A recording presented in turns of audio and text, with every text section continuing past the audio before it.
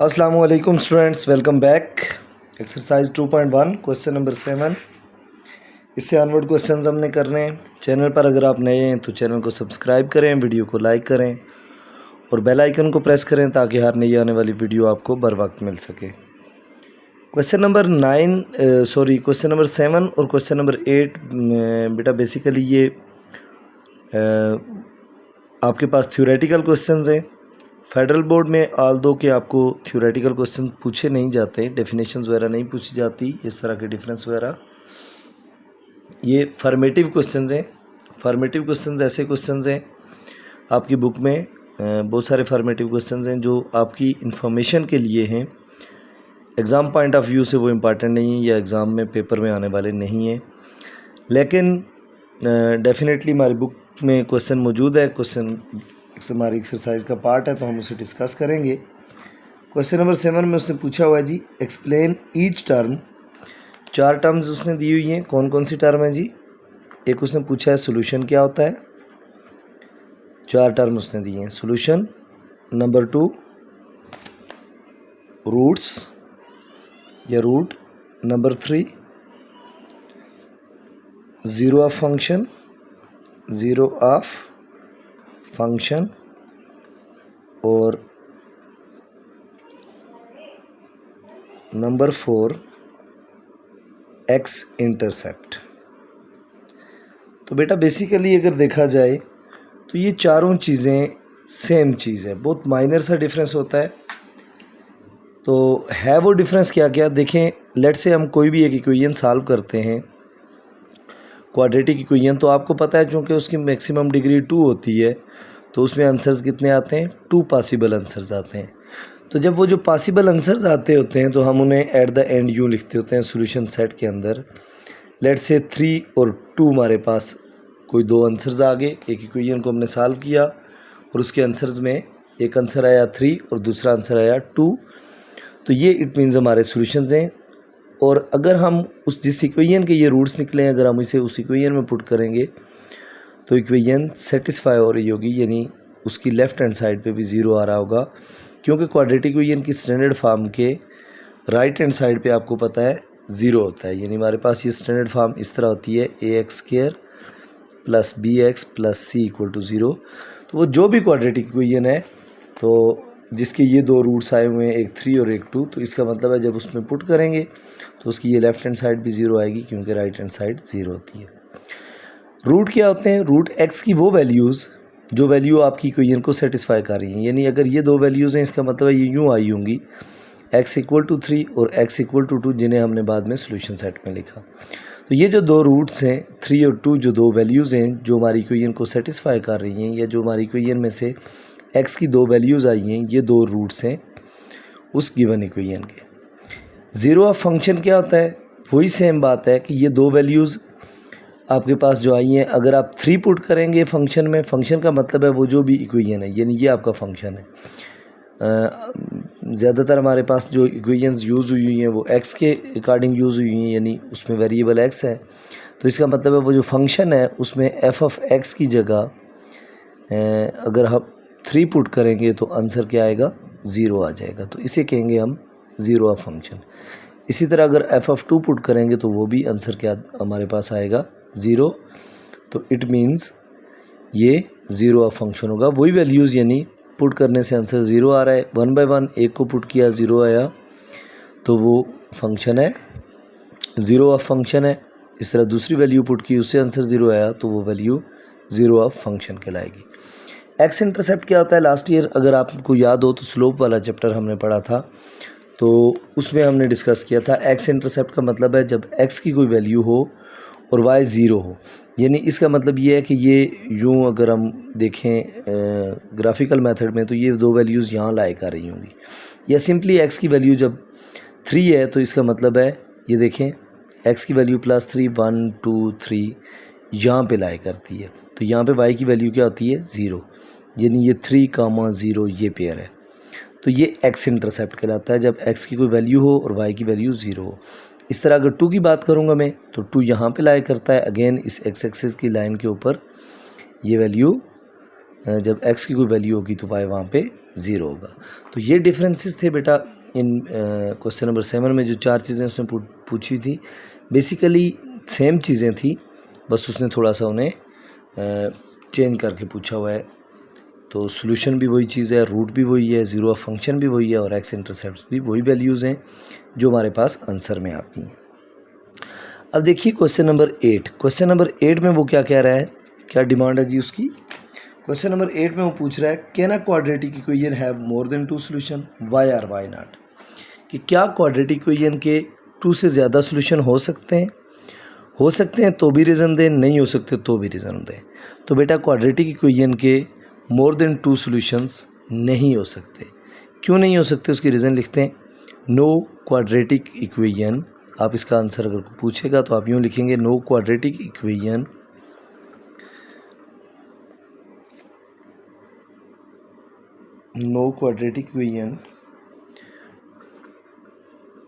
can't have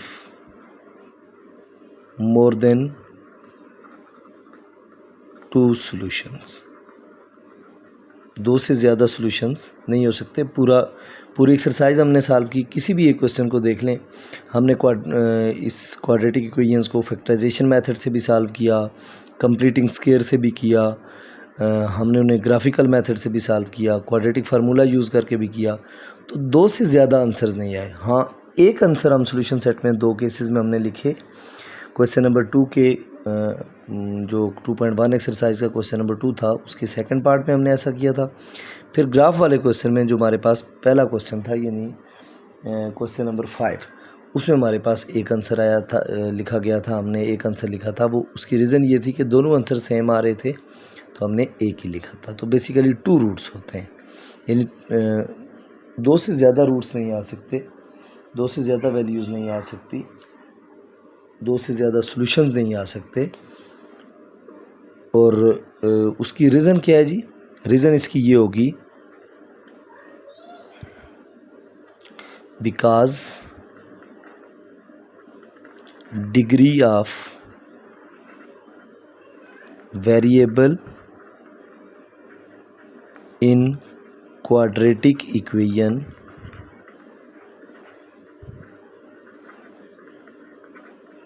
is 2। क्योंकि जो degree होती है यानी x की मैक्सिमम पावर होती है वो 2 होती है। तो जब मैक्सिमम पावर 2 है तो इट मीन्स उसके आंसर्स भी 2 ही आएंगे। नेक्स्ट क्वेश्चन देखिए, क्वेश्चन नंबर 9। क्वेश्चन नंबर 9 में उसने क्या पूछा हुआ है जी। क्वेश्चन नंबर 9 वो पूछ ये रहा है हमसे। क्वेश्चन नंबर 9 में ये एक मतलब थ्योरेटिकल क्वेश्चन है, उसमें से हमने वैल्यूज़ निकालनी है और फिर उसे हमने सॉल्व करना है। ये वैसे अगर देखा जाए तो एग्जामिनेशन पॉइंट ऑफ व्यू से, फेडरल के पेपर के पॉइंट ऑफ व्यू से ये मोस्ट इंपॉर्टेंट क्वेश्चन है। इस तरह के क्वेश्चन ज़्यादातर पूछे जाते हैं जो न्यूमेरिकल फॉर्म में हो और उनमें से वैल्यूज़ निकाल के हमने सॉल्व करने हो। क्वेश्चन देखें क्या है। क्वेश्चन है जी plan for rectangle ice skating rink. Ice skating rink का मतलब है एक ग्राउंड है, एक प्ले ग्राउंड है, एक प्ले एरिया है जो स्केटिंग के तौर पर यूज़ किया जा रहा है। और वो किस शेप का है, वो कह रहा है रेक्टेंगुलर शेप का है। That is 30 metre by 60 metre, यानी वो रेक्टेंगल की शेप का है। तो इसका मतलब है ये देखिए वो इस तरह की शेप है, रेक्टेंगल की शेप। और वो कह रहा है कि 30 बाय 60, यानी इसका मतलब है 30 मीटर उसकी 30 मीटर बाय 60 मीटर, 30 मीटर उसकी विड्थ है और 60 मीटर उसकी क्या है, लेंथ है। अब वो आगे क्या कह रहा है जी, have to be revised to double the area of playground by adding strip of the same width to the side and an end, यानी एक end of the area to form a rectangle. यानी वो ये कह रहा है कि इस एरिया का हमने डबल करना है। अब इसका एरिया कितना होगा, लेंथ और विड्थ दोनों दी हुई हैं, तो लेंथ को विड्थ से मल्टीप्लाई करें, 60 मल्टीप्लाई 30, तो ये आपके पास आ जाएगा 1800 मीटर स्क्वायर। एरिया है तो यूनिट पे स्क्वायर लिखेंगे। अब देखिए ये एरिया है तो वो कह रहा है कि इसका डबल हो जाएगा एरिया। आपने प्ले ग्राउंड के एरिया को रिवाइज़ करना है इस तरह कि वो इसका डबल हो जाए। अब डबल होने के लिए उसने अब आगे क्या कहा हुआ है, कंडीशन वो हमें क्या कह रहा है, किस तरह इसको डबल करना है कहता है कि एक स्ट्रिप ऐड करें उसकी एक साइड पे। जैसे फॉर एग्जांपल हम यहाँ पे एक स्ट्रिप ऐड करते हैं, ये देखें मैं इसे डॉटेड लाइन में बढ़ाता हूँ। जितनी लेंथ की स्ट्रिप इस तरफ ऐड की है वही लेंथ की स्ट्रिप, थोड़ा मैं इसे ब्लैक से कर देता हूँ ताकि शायद आपको ज़्यादा विजिबल हो। तो सेम लेंथ की स्ट्रिप आपने उसके इस तरफ भी ऐड करनी है। तो अब ये देखो, ये अगेन हमारे पास ये रेक्टेंगल है सीधी, ठीक है। अब ये जो स्ट्रिप हमने ऐड की तो इससे हमारे पास जो, अब हमने कितने लेंथ की स्ट्रिप ऐड की ये अभी हमें कंफर्म नहीं है। यानी अगर ये 60 की लेंथ थी पहले तो उसमें हमने x ऐड कर दिया, क्योंकि दोनों तरफ सेम ऐड करनी है। तो ये विड्थ जो थी पहले यहाँ तक, यहाँ से यहाँ 30 थी, क्योंकि रेक्टेंगल की अगर ये साइड 30 है तो अंडरस्टूड है ये साइड भी 30 है, ये 60 है तो ये साइड भी 60 है। तो इसका मतलब है ये साइड अगर 30 है तो 30 मीटर में हमने क्या किया, x को भी ऐड कर दिया, तो 30 प्लस x मीटर हो जाएगा। और इसको मल्टीप्लाई करके जो एरिया आएगा वो कहता है डबल होगा। अब डबल किस तरह होगा इस न्यू रेक्टेंगल का एरिया? डबल करने के लिए हम इसको 2 से मल्टीप्लाई कर देंगे तो 1800 मल्टीप्लाई टू 3600 हो जाएगा। अब वो कहता है find the width of strip, यानी इस x की वैल्यू फाइंड करें। ये जो x हमने इधर ऐड किया इसकी x की वैल्यू फाइंड करें, और उसके बाद क्या फाइंड करें, what are the dimensions of playground now. अब डायमेंशंस प्लेग्राउंड की कितनी होंगी जब आपने उसे बढ़ा दी है। अब देखें इसका मतलब ये हुआ, ये डायग्राम गौर से देख लें, 60 और 30 की पहले हमारे पास रेक्टेंगल थी, अब हमने उसमें x ऐड किया, दोनों में, लेंथ में भी और विड्थ में भी। तो देखिए मैं इस तरफ इसे सॉल्व कर देता हूँ। हमारे पास जो गिवन चीज़ें हैं उसमें देखिए क्या क्या गिवन है। सबसे पहले हमारे पास लेंथ गिवन थी 60 मीटर, उसके बाद हमें विड्थ गिवन थी हमारे पास 30 मीटर पहले से, और इसका एरिया कितना आया था, 60 को 30 से हमने मल्टीप्लाई किया था तो 1800 मीटर स्क्वायर, ये हमारे पास एरिया आया था। इसके बाद क्या हुआ, हमारे पास न्यू लेंथ जो है, अब जो न्यू प्लेग्राउंड रिवाइज होने के बाद होगा उसकी लेंथ कितनी होगी, 60 प्लस x मीटर है उसकी लेंथ, और जो न्यू विड्थ है वो कितनी है, न्यू विड्थ है हमारे पास 30 प्लस x मीटर। अब इसका एरिया कितना है, इस न्यू वाले का एरिया, ये तो हमें पता है क्वेश्चन में उसने मेंशन किया हुआ है कि पहले वाले का डबल है, यानी डबल ऑफ 1800 मीटर स्क्वायर। तो ये हो जाएगा आपका एरिया न्यू वाले का 18 टू 3600 मीटर स्क्वायर। अब देखिए, अब हमने चूंकि x की वैल्यू फाइंड करनी है तो हमारे पास जो एरिया का फार्मूला होता है एरिया ऑफ रेक्टेंगल का, वो क्या होता है, वो होता है length multiply width is equal to area of rectangle, यानी एरिया। लेंथ हमारे पास कितनी है जी नए वाले की, 60 प्लस x, इंटू विड्थ कितनी है 30 प्लस x, और एरिया कितना है 3600। अब देखें ये दो फैक्टर्स आपस में मल्टीप्लाई हो रहे हैं, पहले 60 लिख दें इधर और आगे लिखें 30 plus x, then plus x लिखें और 30 plus x is equal to 3600। 60 को 30 से मल्टीप्लाई करें, 6 3 ज़ार 1800 plus 60 multiply x 60x plus x multiply 30 30x plus x multiply x x square is equal to 3600। आप कैलकुलेटर पे मल्टीप्लाई करके भी चेक कर सकते हैं कि 60 को 30 से मल्टीप्लाई किया क्या आंसर आया, तो वो भी आपके पास पॉसिबल ऑप्शन है। अब हमने चूँकि क्वाड्रेटिक इक्वेशन बनानी है तो स्क्वायर टर्म को सबसे पहले लिखते हैं x स्क्वायर, उसके बाद प्लस x वाली टर्म लिखनी होती है तो 60x और 30x 90x प्लस 1800, इस 3600 को इक्वल किस तरफ ले आए, माइनस 3600 इज़ इक्वल टू 0। अब देखें ये क्या रह जाएगा हमारे पास, x square plus 90x plus minus minus 1800 minus 3600 1800 is equal to 0।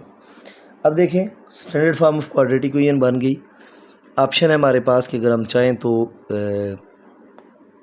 यहाँ पे फैक्टराइजेशन भी कर सकते हैं, कंप्लीटिंग स्क्वायर मेथड भी लगा सकते हैं, ग्राफिकल मेथड लगाएं, जो दिल करता है आप इनमें से कोई भी लगा सकते हैं, लेकिन सबसे आसान काम ये है कि क्वाड्रेटिक फार्मूला लगाएं। एक्स स्क्वायर का कोफिशिएंट क्या है 1, तो इसका मतलब है ए की value 1, B is equal to 90 और C is equal to -1800। Now by using quadratic formula,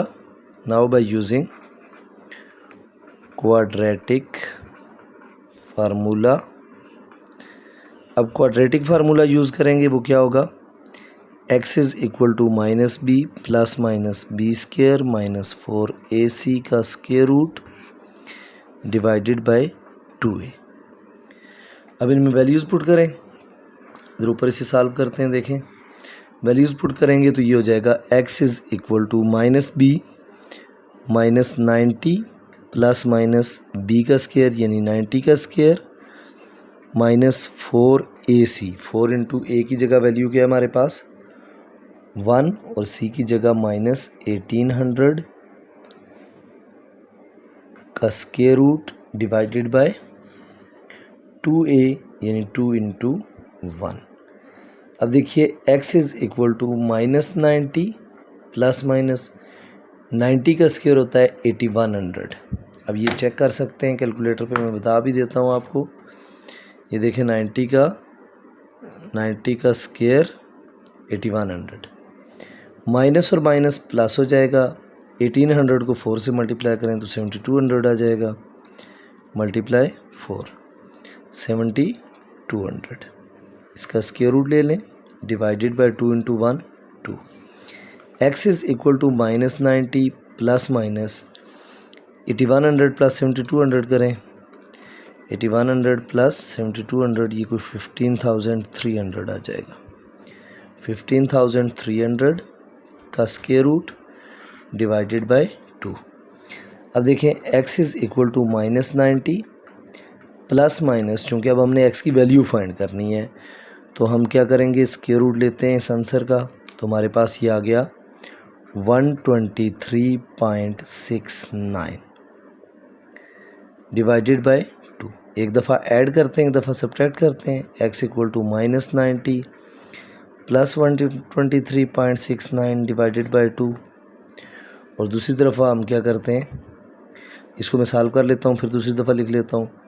-90 plus 123 कितना होगा, -90 प्लस 123.69, तो ये कितना हो जाएगा 33.69 डिवाइडेड बाय 2।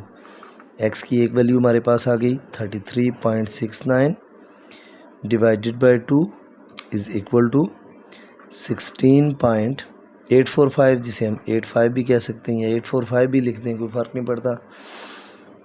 ये x की एक वैल्यू आई है। x की दूसरी वैल्यू कौन से आएगी, x की दूसरी वैल्यू हम इसे माइनस के साथ सॉल्व करेंगे, यही सेम चीज़ को।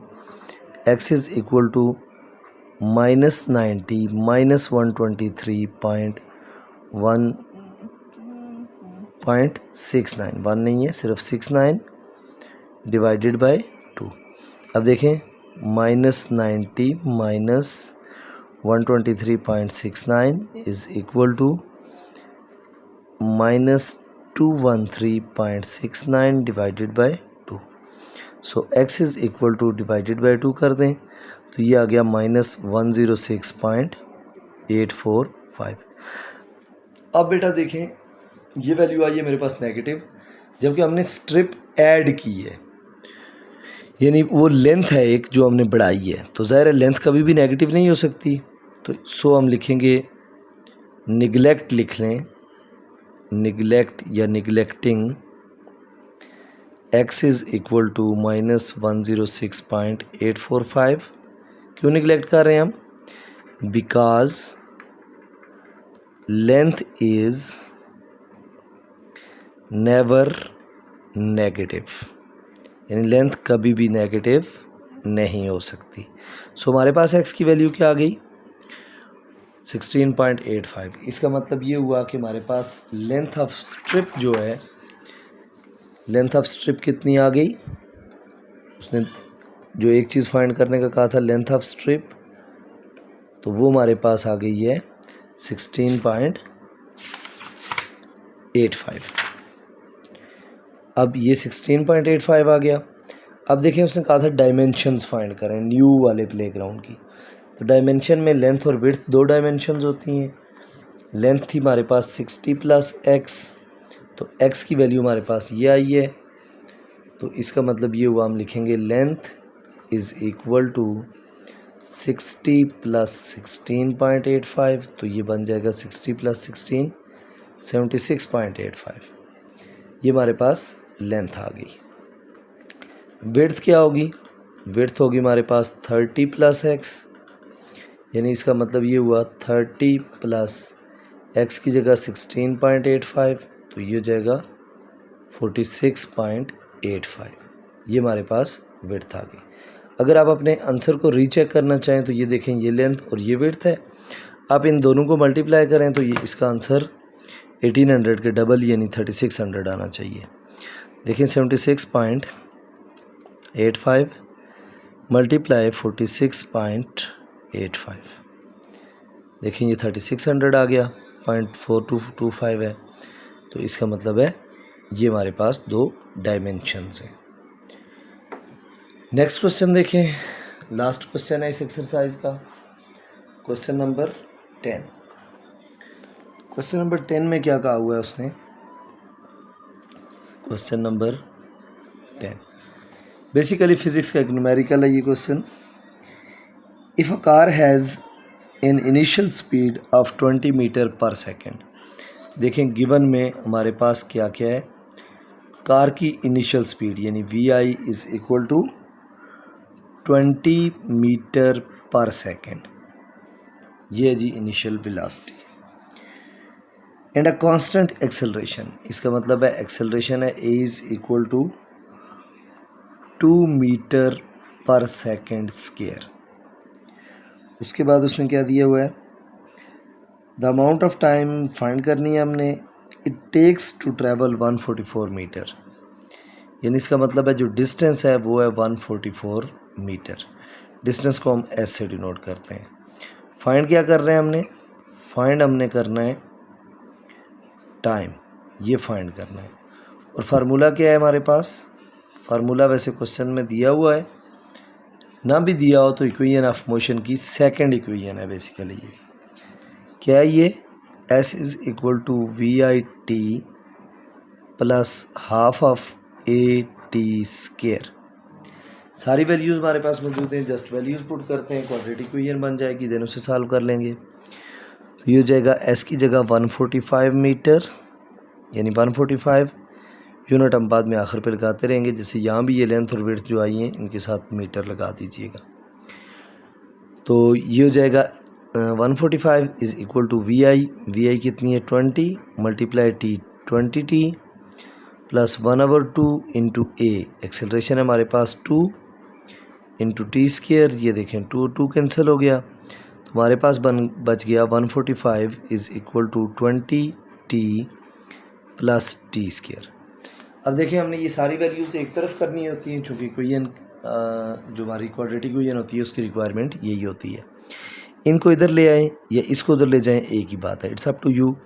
लेट से मैं इसको उधर ले जाता हूँ तो इधर हो जाएगा 0 is equal to t square को पहले लिख दो स्क्वायर वाली टर्म को, प्लस 20t माइनस 145 ऐसे लिखें, या इस पूरे को अब इधर लिख दें t square plus 20t minus 145 equal to 0। यहाँ पे देखें ये एक वैल्यू लेफ़्ट हैंड साइड से राइट हैंड साइड शिफ्ट हुई थी तो इसका साइन चेंज हुआ था। अब हमने वैल्यू कोई लेफ़्ट से राइट या राइट से लेफ़्ट नहीं शिफ्ट की, बल्कि हमने ये पूरी साइड इस तरफ लिखी है, ये पूरी साइड इस तरफ, तो साइन चेंज नहीं होंगे। अब ये जो क्वेश्चन हमारे पास इक्वेशन आ गई, ये standard form of quadratic equation है। अब हम इस standard form of quadratic equation को सॉल्व करते हैं। देखें इस केस में a की वैल्यू हमारे पास 1 है, b की वैल्यू 20 है और c की वैल्यू माइनस 145, यानी a is equal to 1, b is equal to 20 और c is equal to minus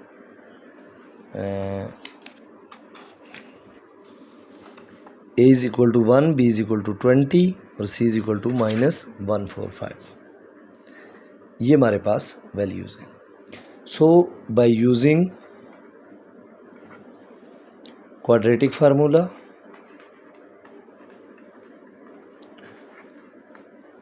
जब क्वाड्रेटिक फार्मूला यूज़ करेंगे तो इसका मतलब है हमारे पास चूँकि इन्वॉल्व वेरिएबल t है तो हम लिखेंगे t is equal to minus b plus minus b square minus 4ac का स्केयर रूट और डिवाइडेड बाय 2a। अब देखिए t is equal to minus b minus 20 plus minus b square की जगह 20 का square minus 4ac, 4 into a की जगह 1, c की जगह minus 1 4 5 square root divided by 2 into a की जगह 1। ये जगह t is equal to minus 20 plus minus 20 का square 400 minus minus plus 145 multiply 4, 145 multiply 4 यह जाएगा 580 डिवाइडेड बाय 2। अब देखिए क्या हो जाएगा हमारे पास, t is equal to minus 20 plus minus 400 plus 580 980 divided by 2। So t is equal to minus 20 plus minus square root ले लें किसका जी, 980 का, तो ये आ गया हमारे पास 31.30। 31.30, ये सिर्फ 3 भी खैर लिख दें तो इतना इफेक्ट नहीं आएगा आंसर पे, लेकिन चलें 2 नंबर लिख लेते हैं।